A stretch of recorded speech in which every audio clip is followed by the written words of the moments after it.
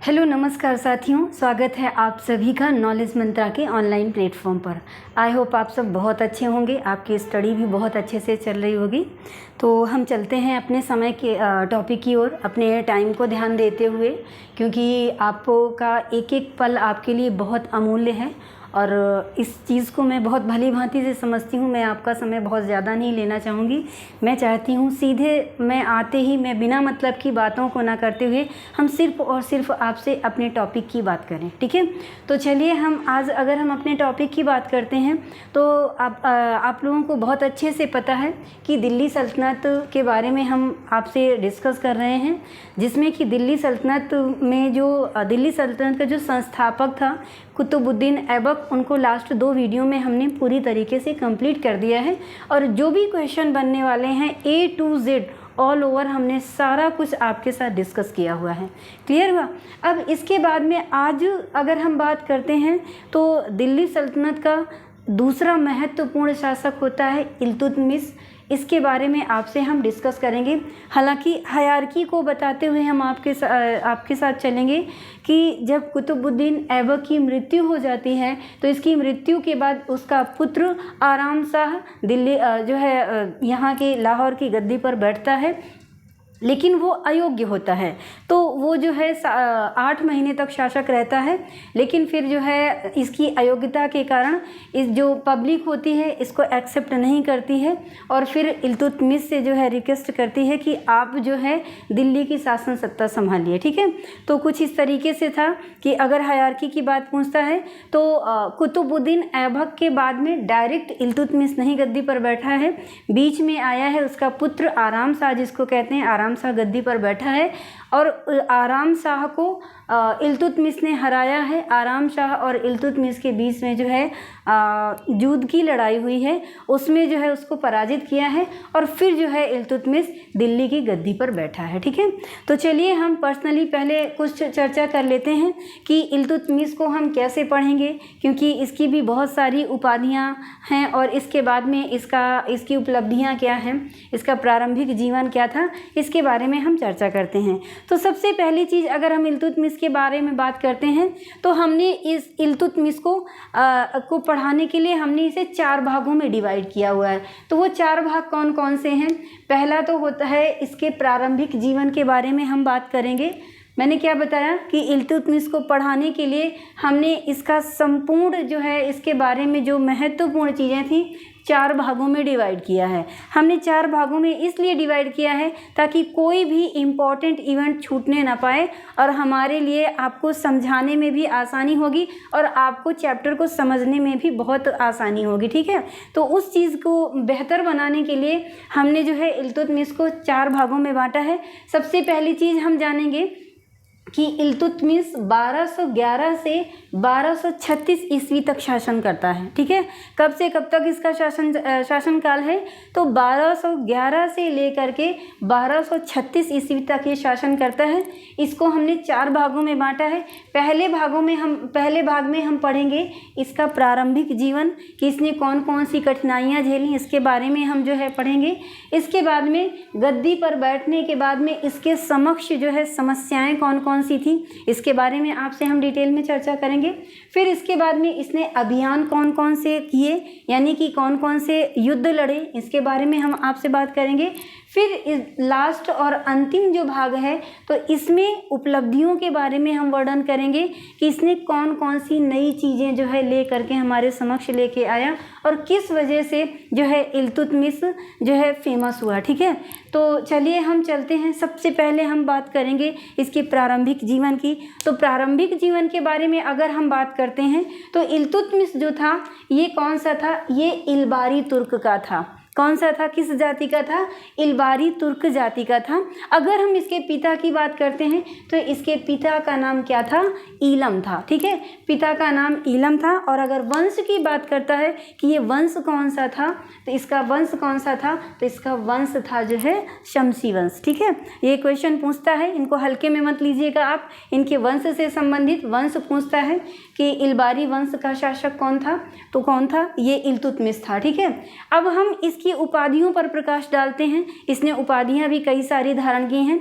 कौन कौन सी उपाधि एग्जाम के पॉइंट ऑफ व्यू से इम्पॉर्टेंट है, इसके बारे में हम आपसे डिटेल में चर्चा कर रहे हैं। अगर हम उपाधियों की बात करते हैं तो सबसे पहली इसकी उपाधि कौन सी है? सुल्तान ए शमसी। सुल्तान ए शमसी, अगर एग्जाम में पूछता है सुल्तान ए शमसी की उपाधि किसने धारण किया है, तो इस इल्तुतमिश ने जो है सुल्तान ए शमसी की उपाधि धारण की थी। ठीक है, इसके बाद में आता है दूसरी उपाधि कौन सी है? सुल्तान ए आजम। कौन सी उपाधि है? सुल्तान ए आजम। ये सुल्तान ए आजम उपाधि किसके द्वारा दी गई है? तो जब ये सिंहासन पर बैठता है तो खलीफा द्वारा जो है इसको ये उपाधि दी जाती है। कौन सी? सुल्तान ए आजम की उपाधि दी जाती है। क्लियर हुआ? इसके बाद में तीसरी और सबसे महत्वपूर्ण उपाधि है नासुर अमीर मोमिन। ये उपाधि किसकी है? तो ये भी इल्तुतमिश की है। तीसरी और चौथी उपाधि है गुलामों का गुलाम। गुलामों का गुलाम इसकी उपाधि क्यों थी? क्योंकि ये जो है गुलाम किसका था? कुतुबुद्दीन ऐबक का गुलाम था। जबकि अगर हम कुतुबुद्दीन ऐबक की बात करते हैं तो कुतुबुद्दीन ऐबक खुद एक दास था। किसका? वो मोहम्मद गोरी का था। तो मोहम्मद गोरी का दास कौन था? कुतुबुद्दीन ऐबक। और कुतुबुद्दीन ऐबक का दास कौन था? तो ये इल्तुतमिश था। इसी वजह से इसकी ये उपाधि है, कौन सी है? तो गुलामों का गुलाम। तो आई होप आप समझ गए होंगे अच्छे से कि इसकी उपाधि गुलामों का गुलाम क्यों थी। क्लियर हुआ? इसके बाद में मकबरा का पिता। मकबरों का पिता। मकबरों का पिता की अगर उपाधि की बात करते हैं तो ये भी इल्तुतमिश की ही उपाधि है, क्योंकि सबसे पहले इसने प्रारंभ करवाया था, मकबरों का निर्माण करना प्रारंभ किया था। इस वजह से इसको मकबरों का पिता भी कहा जाता है। क्लियर हुआ? अब इसके बाद में लास्ट और अंतिम उपाधि कौन सी थी? तो लास्ट और अंतिम उपाधि थी ईश्वर की भूमि का संरक्षक। कौन सी थी? ईश्वर की भूमि का संरक्षक। तो कितनी उपाधियां हुई? पहली उपाधि थी सुल्तान ए शमसी, दूसरी उपाधि थी सुल्तान ए आजम जो कि खलीफा द्वारा दी गई थी इसको। फिर इसके बाद में आती है नासिर उल मोमिनीन।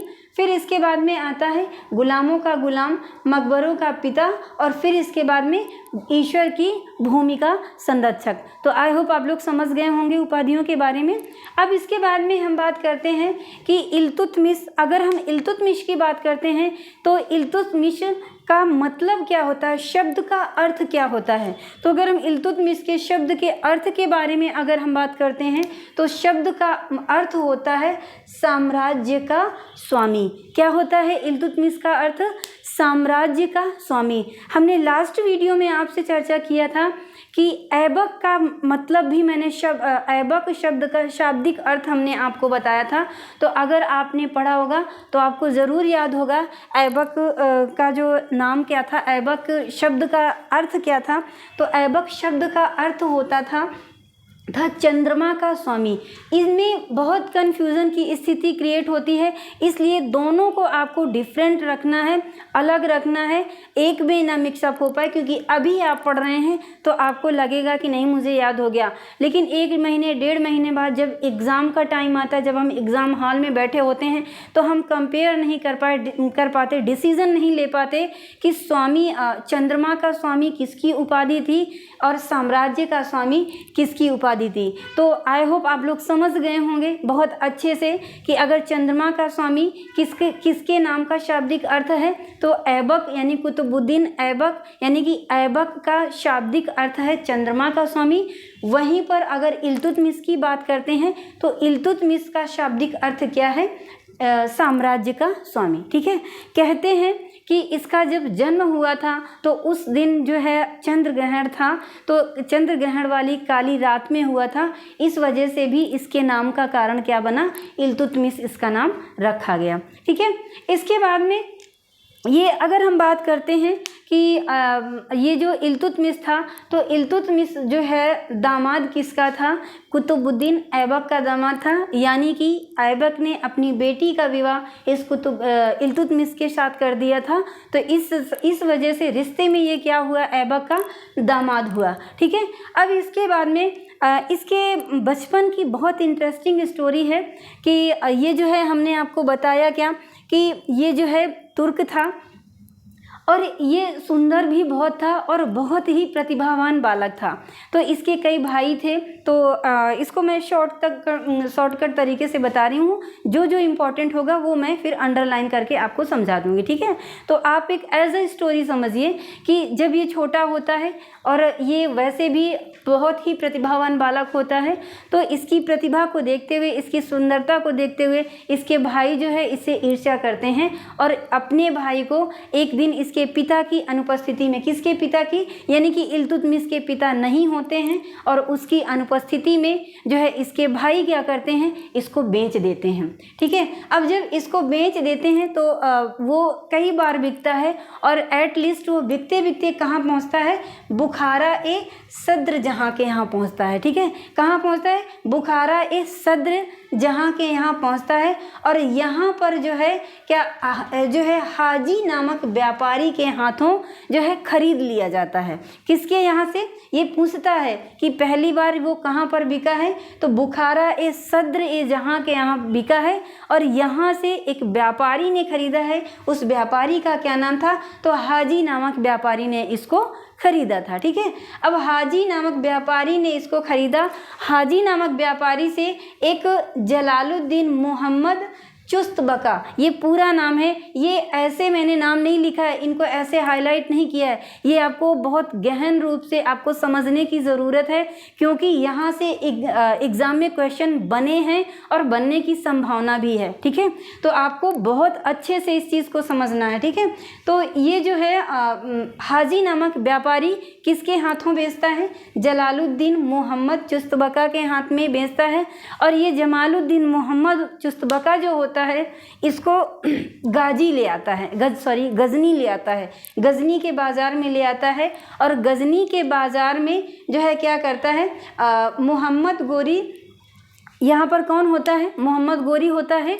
तो इस गजनी के बाज़ार में जो है एक इसका मित्र और होता है इल्तुतमिश का, वो कौन होता है, तमगाज रूमी, ये भी दास होता है और इसको भी बेचने के लिए लेकर के आता है। ये कौन, ये जो जमालुद्दीन मोहम्मद चुस्तबका होता है, तो गजनी के बाज़ार में लेकर आता है। क्वेश्चन पूछता है कि कुतुबुद्दीन ऐबक को गजनी के बाज़ार में बेचने के लिए कौन लेकर के आता है, तो वो कौन होता है, जमालुद्दीन मोहम्मद चुस्तबका लेकर के आता है। और फिर क्वेश्चन पूछता है इसके साथ में कि गजनी के बाज़ार में और दूसरा उसका कौन सा मित्र उसके साथ बिकने के लिए आता है, तो वो कौन होता है, तमगाज रूमी। यानी कि दो दास बिकने के लिए गजनी लेकर, बेचने के लिए गजनी लेकर के कौन आता है, तो जमालुद्दीन चुस्तबका लेकर के किसको आता है, इल्तुतमिश और तमगाज रूमी, दो जो है दासों को बेचने के लिए लेकर के आता है। तो यहाँ पर होता क्या है, दोनों की कीमत जो है गोरी ने कितनी लगाई, 1000 स्वर्ण मुद्रा लगाई। कितनी लगाई, 1000 स्वर्ण मुद्रा लगाई। तो ये जो चुस्तबका होता है इनकी कीमत कम लगती है, इसको बेचने से इनकार कर देता है गोरी को। तो गोरी का तो साम्राज्य था ही गजनी में, तो वो गोरी क्या करता है कि गोरी यहाँ पर प्रतिबंध लगा देता है। कहाँ पर, गजनी के बाज़ारों में प्रतिबंध लगा देता है कि ऐबक और जो तमगाज रूमी नामक दो दास हैं, ये गजनी के बाज़ारों में नहीं बेचे जाएंगे। इसका जो है मोहम्मद गोरी सख्त प्रतिबंध लगा देता है। तो अब चुस्तबका के सामने समस्या क्रिएट हो जाती है। तो ये करता क्या है कि ये जो है इन दोनों को, तमगाज रूमी ये जो जमालुद्दीन चुस्तबका होता है, ऐबक और तमगाज रूमी दोनों को लेकर के आता है। कहाँ पर, दिल्ली लेके आता है। और जब दिल्ली लेके आता है तो फलतः दिल्ली में जो है ऐबक इन दोनों को 1 लाख जीतल में खरीद लेता है, ठीक है। कितने में, 1 लाख जीतल में इन दोनों दासों को खरीदता है। 1 लाख जीतल कहें या फिर 2000 चांदी का टंका कहें। जीतल और टंका क्या होता है, तो मध्यकालीन इतिहास में जीतल होता था वो तांबे का सिक्का होता था, और अगर हम बात करते हैं टंके की तो टंका जो है चांदी का सिक्का होता था। क्लियर हुआ यहाँ तक। तो जो है जब वहाँ पर गजनी के बाज़ार में इन दोनों दासों को बेचने के लिए प्रतिबंध लग जाता है, तो ये जो जमालुद्दीन होता है इनको कहाँ पर लेके आता है, दिल्ली में लेके आता है। दिल्ली में इनको कौन खरीदता है, तो दिल्ली में ऐबक इन दोनों दासों को कितने में खरीदता है? तो 1 लाख जीतल या फिर 2000 चांदी का टंका, यानी कि दोनों का मूल्य बराबर होता है, इतने में इन दोनों दासों को क्या कर लेता है? खरीद लेता है। अब इसके बाद में ये तो वैसे भी प्रतिभावान था। जब ऐबक ने जो है इसको खरीद लिया और इसको संबोधित किस नाम से किया ऐबक को? तो ऐबक ने जो है इल्तुतमिश को किस नाम से संबोधित किया था? तो पुत्र कह करके संबोधित किया था। पहली बार जब ये दिल्ली के बाजार में जब इसको खरीदा है तो किस नाम से संबोधित किया है? तो पुत्र कह करके इल्तुतमिश को संबोधित किया। अब जब ऐबक ने इसको खरीद लिया तो ऐबक ने खरीदने के बाद इल्तुतमिश को कौन सा पद देता है? तो पहली बार उसको पद देता है सर-ए-जादार। कौन सा पद देता है? सर-ए-जादार का जो है पद देता है। ये कौन सा पद होता है? तो ये पद होता है शाही अंगरक्षकों का प्रधान होता है। ठीक है, इस पद को क्या कहते हैं? सर-ए-जादार पद कौन सा होता है? तो शाही अंगरक्षकों के प्रधान को जो है सर-ए-जादार कहते हैं। अगर हम बात करते हैं ऐबक के बारे में कि ऐबक को जो है कौन सा पहली बार कौन सा पद दिया गया था?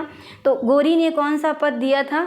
तो उसको आप लोग कमेंट्स में बताइएगा मुझे कि ऐबक को कौन सा पद मिला था सबसे पहली बार जब गोरी ने उसको दिया था। ठीक है, फिर इसके बाद में नेक्स्ट डे अगर आप लोग नहीं बता पाते हैं तो आप लास्ट वीडियो देखना जा करके, मैंने आपको क्लियर बताया हुआ है। अगर आप लोग नहीं बता पाने फिर मैं नेक्स्ट वीडियो में आपको बताऊँगी।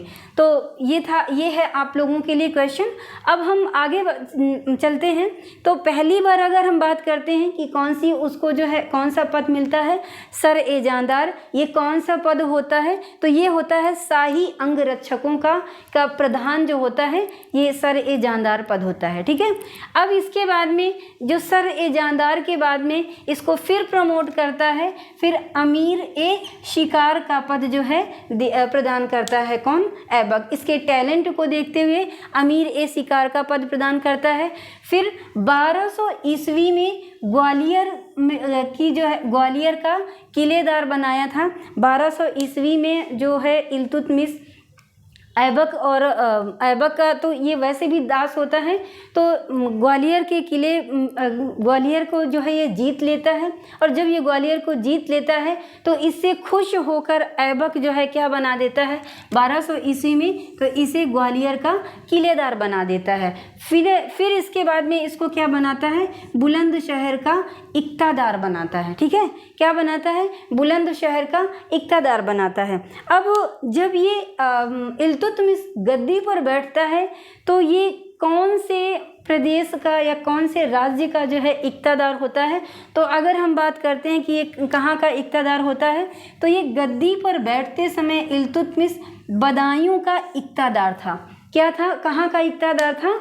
बदायूं का इक्तादार था। ये बदायूं उस समय यानी तत्कालीन इतिहास में यानी उस समय ऐबक के समय की अगर हम बात करते हैं तो सबसे महत्वपूर्ण प्रांत या फिर सबसे बड़ा प्रांत हुआ करता था ऐबक के सारे प्रांतों में से।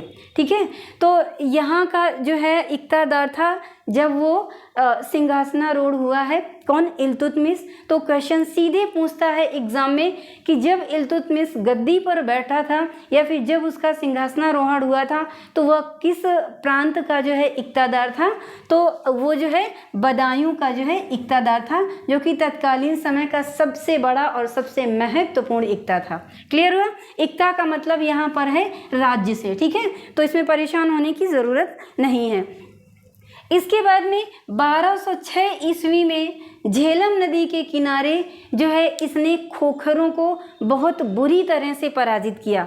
कब? 1206 ईस्वी में झेलम नदी के किनारे खोखरों के युद्ध में इसने जो है बहुत बुरी तरह से खोखरों को पराजित किया। खोखरों एक जनजाति, विदेशी जनजाति होती थी। ठीक है, तो अगर खोखरों की बात करते हैं तो खोखर कौन थे? तो ये एक विदेशी जनजाति थे जो कि अक्सर भारत पर अटैक किया करते थे। तो इनको जो है इल्तुतमिश ने कौन सी नदी के किनारे? झेलम नदी के किनारे पराजित किया। और इस युद्ध में जो है अदम्य उत्साह का या अदम्य वीरता का इसने परिचय जो है दिया। और जब इसने अदम्य वीरता का परिचय दिया, इससे खुश होकर गौरी ने जो है ऐबक को आदेश दिया कि आप जो है जो इल्तुतमिश है, ये जो इल्तुतमिश है तो इसको दास्ता से मुक्त कर दें, क्योंकि ये गौरी का तो दास था नहीं। और लड़ाई कौन लड़ रहा था? गौरी लड़ रहा था 1206 ईस्वी में खोखरों के विरुद्ध। तो इसकी वीरता को देखते हुए गौरी ने आदेश किसको दिया? ऐबक को, क्योंकि ऐबक गौरी का दास था। तो ऐबक को आदेश दिया कि आप जो है ये जो आपका दास है इल्तुतमिश, इसको आप दास्ता से मुक्त कर दें। तो आपको एक इंटरेस्टिंग बात बताएं कि ये जो इल्तुतमिश होता है, तो इल्तुतमिश अपने स्वामी से पहले दास्ता से मुक्त हो जाता है। यानी कि कहने का मतलब है कि जो ऐबक होता है उसको दास्ता से मुक्ति बाद में मिलती है, लेकिन इसके उत्साह को देखते हुए जो है गौरी के आदेशानुसार जो है ये जो इल्तुतमिश होता है, तो इल्तुतमिश को दास्ता अपने स्वामी से पहले मिल जाती, दास्ता से मुक्ति पहले मिल जाती है। ठीक है, तो आई होप आप लोग समझ गए होंगे इस चीज़ को। तो इसमें भी क्वेश्चन बनता है कि ऐसा कौन सा दिल्ली सल्तनत का शासक था जो अपने स्वामी के पहले, यानी स्वामी को दास्ता से मुक्ति का प्रमाण पत्र बाद में मिला है, लेकिन उसका जो शिष्य था उसको पहले मिल गया था। तो वो कोई और नहीं था, वो कौन था? इल्तुतमिश था। ठीक है, इसके बाद में अगर हम इसके सिंहासनारोहण की बात करते हैं कि इसका सिंहासनारोहण कब हुआ है, तो ये सिंहासनारोहण इसका 1211 ईस्वी में हुआ है। और ये डायरेक्ट मैंने आपको जैसा कि हमने आपको पहले ही बताया है कि ये डायरेक्ट यानी कि ऐबक की मृत्यु के तुरंत बाद शासक नहीं बना है। ऐबक की मृत्यु के बाद उसका पुत्र आराम शाह शासक बना है, जो कि 8 माह तक शासक बना है, लेकिन ये अयोग्य था, इस वजह से इसको गद्दी से उतार दिया गया। ठीक है, इसके बाद में आते हैं 1211 ईस्वी में जब ये गद्दी पर बैठा, तो इसी समय आराम शाह व इल्तुतमिश के मध्य एक लड़ाई होती है। वो लड़ाई कौन सी होती है?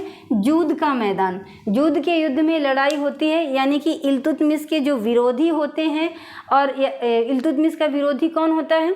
ये आराम शाह होता है। और जो अन्य विरोधी भी होते हैं तो वो आराम शाह से मिल जाते हैं। तो इल्तुतमिश के खिलाफ लड़ाई एक होती है जूद के मैदान में, जिसमें कि आराम शाह पराजित होता है।